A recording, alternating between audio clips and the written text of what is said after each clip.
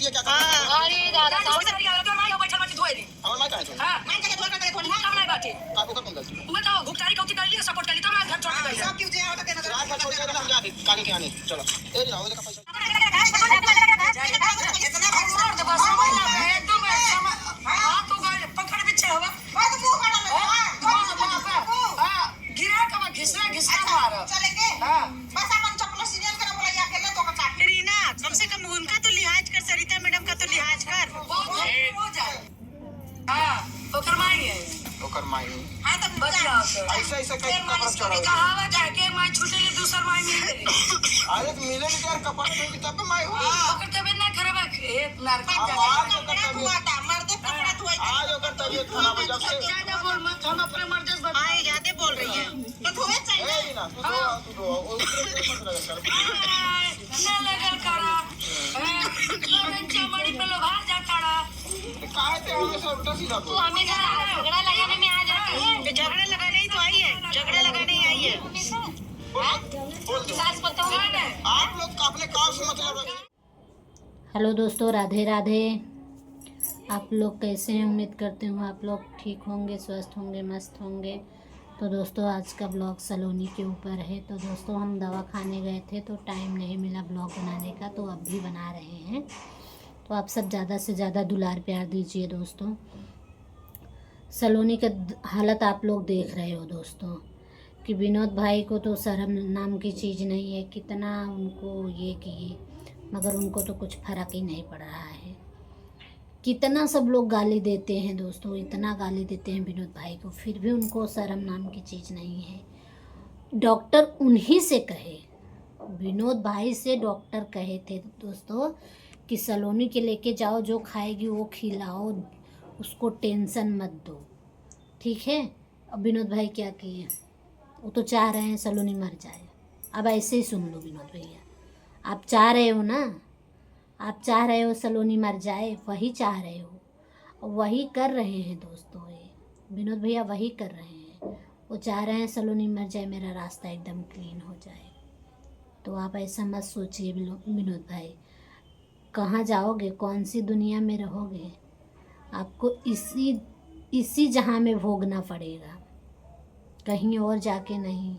इधर ही आपको सारे जितना पाप किए रहोगे सब इधर ही भरोगे।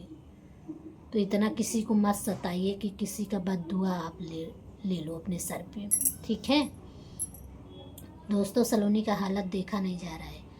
उस दिन से सलोनी कितनी खुश थी दोस्तों, बहुत खुश थी। अपनी बुआ का चैनल मोनेटाइज हुआ, केक काटी, बहुत खुश थी, बहुत अच्छा लगा। मगर कहते नहीं हैं कि कुत्ते की दुम कभी सीधी नहीं होती है, वैसे विनोद भाई हैं, वो कभी नहीं सुधरते हैं दोस्तों, कभी नहीं सुधरेंगे। उनका तो वही आदत हो गया है, वो कभी सुधर ही नहीं सकते, फिर से वही चाल चल दिए। अब दोस्तों काजल को तो विनोद भैया ने भेजे थे बेवड़े के साथ, पिंकी के आदमी के। तो दोस्तों वो कहीं पे छुपा के काजल को रखे हैं विनोद भैया। उनके बहुत सारे रिलेशन वाले हैं, सब्सक्राइबर हैं, किसी के घर पे रख दिए होंगे कि 10 दिन 5 दिन के लिए रख लो। तो फिर से गेम चल दिए हैं ये। बोलो वैसे तो राज को कहीं जाने देगी नहीं सरिता मैडम सलोनी, और वैसे कि सलोनी का ये हुआ मतलब ऑपरेशन में इतना खर्चा आएगा, ये आएगा, वो आएगा, डॉक्टर इतने दिन का दवा खाने बुलाने भेजा है, इतना पैसा लगेगा। झूठ मूठ के मतलब सरिता मैडम को फंसा के उनको चढ़ा बढ़ा के राज को कमाने के लिए भेज दो तो अच्छा रहेगा। राज 2 पैसा कमा के देगा, 2 पैसा हम लोग कमाएंगे। ऐसे सरिता मैडम के माइंड में विनोद भैया ने भर दिए। तो सरिता मैडम भाग गई। फिर दोस्तों सलोनी अकेली बच गई बेचारी, उसको क्या करेगी सलोनी, क्या करेगी अकेले।